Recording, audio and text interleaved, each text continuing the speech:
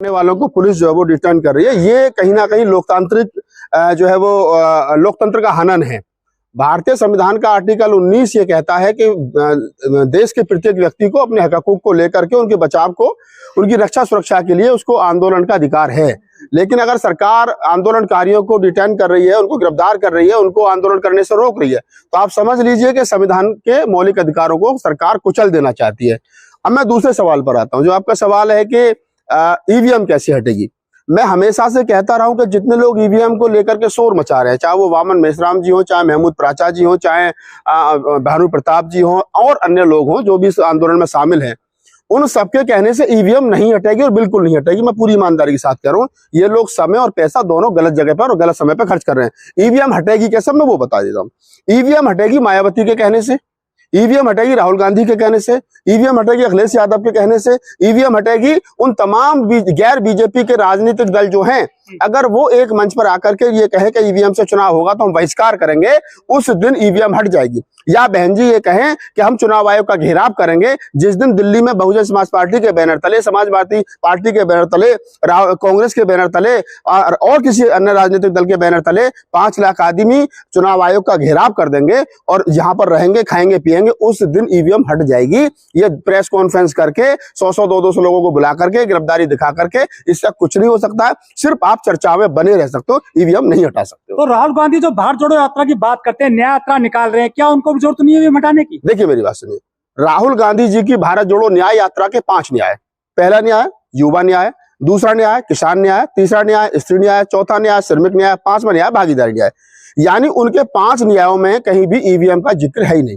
अगर राहुल गांधी चाहते तो 5 न्याय में ये भी रखते कि लोकतंत्र न्याय या ईवीएम से बैलेट पेपर पर चुनाव हो, तो उन्होंने वो मुद्दा बनाया ही नहीं है। इसका मतलब जो राजनीतिक दल हैं, चाहे वो मायावती है, राहुल गांधी है, अखिलेश यादव है, तेजस्वी यादव है, लालू यादव है, वगैरह वगैरह जितने भी हैं, उन सब लोगों को पता है कि ईवीएम में गड़बड़ी नहीं है। और जो लोग, क्योंकि देखिए प्रधानमंत्री किसको बनना है, बहन जी को, मुख्यमंत्री किसको बनना है, अखिलेश यादव को, मुख्यमंत्री किसको बनना है, तेजस्वी यादव को, मुख्यमंत्री किसको बनना है और दूसरे लोगों को, अखिलेश को। तो जिनको मुख्यमंत्री बनना है, प्रधानमंत्री बनना है, वो ईवीएम का विरोध करें, क्योंकि जब वोट उनको पड़ेगा तो वो बनेंगे। लेकिन वो तो विरोध नहीं कर रहे, तो इसका मतलब उनकी नजर में ईवीएम में गड़बड़ी नहीं है। और अगर है तो वो विरोध करें, अगर है तो वो विरोध करें, और वो विरोध नहीं कर रहे हैं। और जो लोग विरोध कर रहे हैं, मैं तो ये पूछ रहा हूँ कि आप लोग जो विरोध करो, आप कौन हो? या तो आप ये कहो कि आपने आप जो है क्या नाम है, लोकतंत्र में आप वोटर हो, वोटर का काम है वोट करना, मेरा काम है आपको वोट करना, मैं अपना काम अपनी जिम्मेदारी से वोट लाइन में लग के वोट कर रहा हूँ। आप तक मेरा वोट नहीं चल जा रहा है तो ये आपकी जिम्मेदारी बनती है, क्योंकि मेरे वोट से आप प्रधानमंत्री बनोगे। वोट की चौकीदारी ठीक से नहीं कर पा रही? बिल्कुल नहीं कर पा रहे। अगर उनको लगता है कि वोटों की चोरी हो रही है, तो मेरा सबसे बड़ा सवाल यह है कि वोटों की चोरी रोकेगा कौन? वोटों की चोरी रोकेगी विपक्षी दल। भानु प्रताप जी के बस की नहीं है, महमूद प्राचा जी के बस की नहीं है, ठीक है, क्या नाम है अपना वामन मेश्राम जी के बस की नहीं है। ये जितने लोग 10, 20, 50 लोग देश भर में कह रहे हैं कि हम ईवीएम से क्या नाम चुनाव होना बंद करवाएंगे या हम ईवीएम फोड़ेंगे तोड़ेंगे, ये कुछ नहीं होगा। 10 दिन के बाद में आचार संहिता लग जाएगी। इसी देश में आप भी यही और मैं भी यही हूँ। पूरी जिम्मेदारी से कह रहा हूँ, 2024 का चुनाव ईवीएम से होगा, क्योंकि ये मोदी है, अपने बाप की नहीं मानता। आप सब नेगेटिव बात बहुत ज्यादा करते हैं। आप लोकतंत्र में विरोध प्रदर्शन को आप नहीं मान रहे हैं? मैं क्यों नहीं मान रहा? मैं तो मान रहा हूँ ना। आप नेगेटिव सोचते हैं। मैं कहाँ नेगेटिव सोच रहा हूँ? आपने जो सवाल किया मैंने उसका पूरी ईमानदारी से जवाब दिया, और अब मैं ये कह रहा हूँ पूरी ईमानदारी से, आम आदमी बिल्कुल करे, उसका फंडामेंटल राइट है आंदोलन करना, उसका व्यक्तिगत अधिकार, संवैधानिक अधिकार है। और अगर जो सरकार संवैधानिक अधिकार को कुचल रही है, इसका मतलब सीधा सीधा ये है कि वो सरकार भारतीय संविधान में विश्वास नहीं करती, वो मनुस्मृति में विश्वास करती है। वो भारतीय संविधान के आर्टिकल जिन्होंने भारतीय संविधान के आम लोगों के हक हकूक की बात की गई है, वो उसमें विश्वास नहीं करती है। इसका मतलब सीधा सीधा सा ये है कि वर्तमान समय में जो हालात मुल्क के अंदर बन रहे हैं, मुल्क गृह युद्ध की तरफ जा रहा है। और मैं फिर कह रहा हूं कि राजनीतिक दलों की जिम्मेदारी बनती है वो आए और इसका विरोध करें, सरकार को हटाएं और हमेशा के लिए ईवीएम को बैन करें और बैलेट पेपर पर वापस आएं, तब जाकर के लोकतंत्र सुरक्षित हो पाएगा। आपकी नजर में क्या है, ईवीएम में फ्रॉड होता है? देखो, मैं तो नहीं कह रहा फ्रॉड होता है, और ना मैं कह रहा नहीं होता है। जब मेरा वोट मैं डाल रहा हूं और वहां मुझे पर्ची दिखाई दे रही है, तो मैं तो संतुष्ट हो गया ना।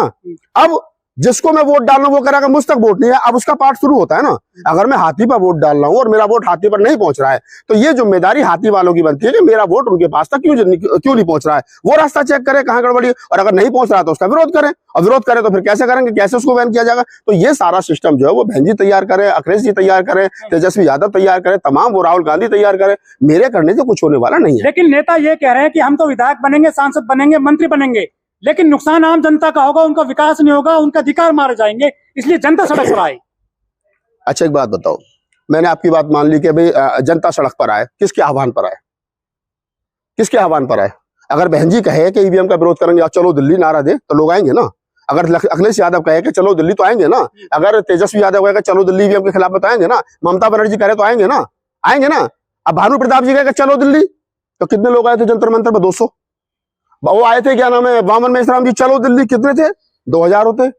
तो 1000, 2000, 4000, 5000, 10,000 आदमी इकट्ठा करके आप सोचो कि ईवीएम हटवा दोगे तो नहीं हटेगी। ईवीएम हटवाने के लिए मेरी गारंटी है, मैं हटवा दूंगा ईवीएम।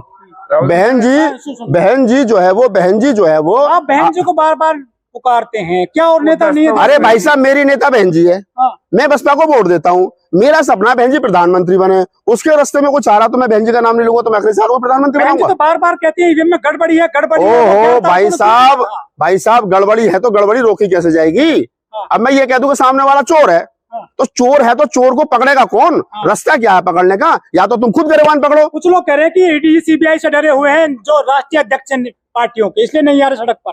तो भी ज्यादा पैसा हो गया तो पैसा दान कर दो। देश के अंदर होती रही, बहुजन समाज गरीब है। अगर बहन जी को ये लगता है कि मेरे पास 2000 करोड़ फालतू हैं, इसकी वजह से मैं नहीं बोल पा रही हूँ, तो 2000 करोड़ दान कर दो, बुद्ध विहार बनवा दो, कॉलेज बनवा दो, यूनिवर्सिटी बनवा दो, उस पैसे को निकाल के फेंको यार। जो बहन जी ने उत्तर प्रदेश में 4 साल मुख्यमंत्री रही थी, अब तुमने शुरू कहां से किया था, सवाल ले कहां गए? मैं ये कह रहा हूँ कि बहन जी को अगर ये लगता है, तुमने कहा ना कि बहन जी इसलिए नहीं बोल रही है कि उनको ईवीआई और ईडी का, और भी नहीं बोल रहे हैं। बहन जी और बहन जी के अलावा जितने भी नेता नहीं बोल पा रहे हैं, उनको ये पता है कि हम बोलेंगे तो ईडी का छापा पड़ जाएगा, तो क्यों? पैसा ज्यादा है ना, बेनामी संपत्ति है। तो अगर आपको लगता है कि आप मेरे घर में 100 रुपए फालतू है, तो मैं 105 रुपए बुला करके समाज को दे दूं कि जाओ भी राहुल नागपाल, तो समाज में बहुत अच्छा काम कर रहा है, 100 रुपए ले जा, मजे ले, गाड़ी घोड़ा खरीद, फुल मजे ले, जा समाज का काम कर, तो समाज भी तैयार होगा और मेरा डर भी खत्म हो जाएगा ना। लेकिन बहन जी को अगर इसका मतलब या तो बहन जी के पास में पैसा है नहीं, और पैसा है तो वो ईडी के डर से नहीं बोल रही है, और ईडी का डर है तो फिर पैसा दान करो, बोलो ना कम से कम मुखर होकर के। लालू यादव की तरह वो जेल ही तो जाना पड़ेगा यार, अगली पीढ़ी तो तैयार हो जाएगी। हम अपने आप को बचाने के लिए अगली पीढ़ी को नापुंसक बना रहे हैं। सबसे बड़ा गुनाह वर्तमान समय में बहुजन समाज के नेता पता है क्या गुनाह कर रहे हैं? वो समाज को नापुंसक बना रहे हैं। समाज उनकी तरफ देख रहा है खोल करके कि हमारा नेता कुछ आदेश करेगा, और नेता खुद को और परिवार को और पैसों को बचाने में लगा है, तो समाज नापुंसक बन रहा है ना। वो जाटव कौम उत्तर प्रदेश की, जो बाबा साहब डॉक्टर अम्बेडकर की उंगली टूट जाने से रोड जाम कर देती थी, सड़क पर उतर आती थी, आज बेटियों का बलात्कार होने पर रोड पर नहीं उतरती है, क्योंकि वो नापुंसक बना दी बहादुर कौम। किसने? नेताओं ने। जब सब हम लोग आंख बंद करके बैठ गए, जो कुछ करेंगे बहन जी करेंगे, जो कुछ करेंगे भैया जी करेंगे, जो कुछ करेंगे ताऊ जी चाचा जी करेंगे। क्यों करेंगे भाई? तुम खुद क्यों नहीं करते हो?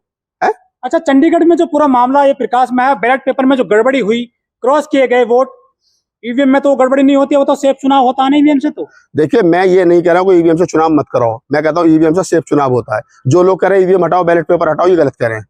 मैं ये कह रहा हूँ, इससे बड़ी बात कर रहा हूँ, अगर इसी को आप बड़ी करो, मैं ये कह रहा हूँ कि ईवीएम मत हटाओ, ईवीएम की जो पर्ची निकलती है वो आदमी के हाथ में दो और उसको एक डब्बे में डालो, वो डब्बा पैक होना चाहिए और उनकी काउंटिंग होनी चाहिए, बस सीधी सी बात। उनकी काउंटिंग तो नहीं करते ये। अरे तुम अब करवाओ ना, तुम ये क्यों करोगे ईवीएम हटाओ? ईवीएम मत हटवाओ ना, तुम ये कहो कि जो पर्ची निकल रही है उस पर्ची की काउंटिंग करवाओ, पर्ची के आधार पर रिजल्ट आएगा। क्यों नहीं करते? करो। कह रहे 400 पार बार, क्या उनको कौन सी चिराग मिल गया है? ओ भाई साहब, 400 नहीं, वो 500 पार भी ले आएंगे। आप समझो ना, इस देश के अंदर जो धर्म का नशा है वो इतना बड़ा हो गया है, आप समझिए उस बात को, कि उसके चलते हर आदमी, देखिए 69,000 शिक्षक भर्ती घोटाला आपके सामने हुआ, रिजल्ट क्या हुआ? 0 बटा सन्नाटा। अभी 60,000 पुलिसकर्मियों की वैकेंसी आई थी, पेपर लीक हुआ, रिजल्ट क्या हुआ? 0 बटा सन्नाटा। इस देश के अंदर एमटेक बीटेक करने के बाद में बच्चे बेरोजगार घूम रहे हैं, और मोदी जी ने सबने क्या नारा लगा रखा है कि धारा 370 हटा दी, हमने मंदिर बनवा दिया, और युवा भी खुश है, उसको नौकरी की जरूरत है ही नहीं। वहां तुम जाके बात करो ना रोड पे कि क्या करते हो, कि साहब इंटर कर रखा, बीए कर रखा, बीएससी कर रखा, करता क्या हूँ साहब, वो ठेली चलाता हूँ, उसको नौकरी की जरूरत नहीं है, वो टर्री चला रहे हो, टर्री पर उसने जय श्री राम का झंडा लगा रखा है।